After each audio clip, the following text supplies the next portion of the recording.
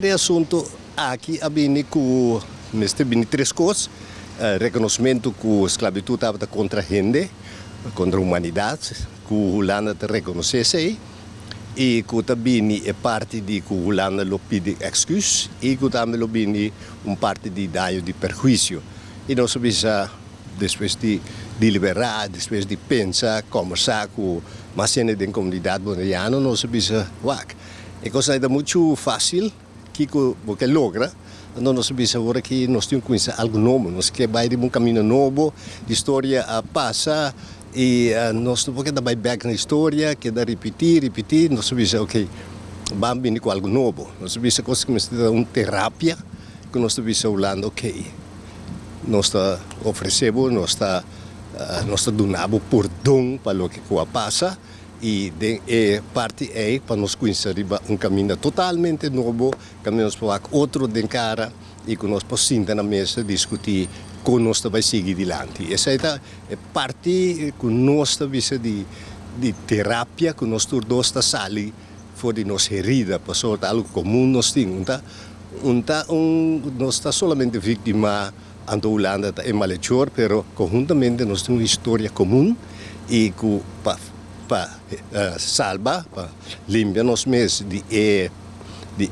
trauma aqui, nós que senta na mesa, conversar, perdonar outro e visa bandilante. Perdão, aqui está a cambio de algo, maneira mencionar, senhor Cilia mencionar o assunto de dano, perjuízo, que não se compreende. Bom, hobby viaja, você tem que se você outro dano, você vai pedir dano perjuízo. Mas no nosso caso, como também é um processo opilar que se busca assim,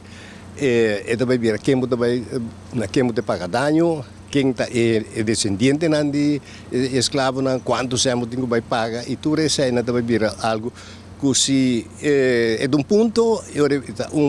algo de roceia largo, se você vai trazer, mas nós não está descartando nada de cena, para sobra, você vai assistir, você vai sacar estadista, você vai assim, coisas para mim que você chega, você visa, chonawag.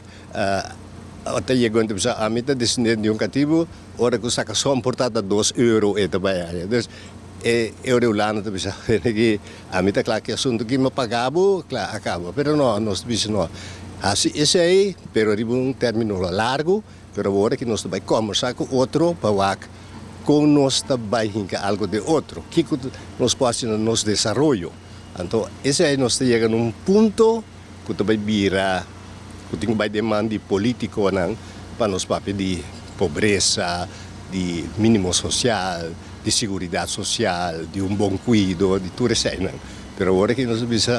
lá que nós conhecemos que está aqui.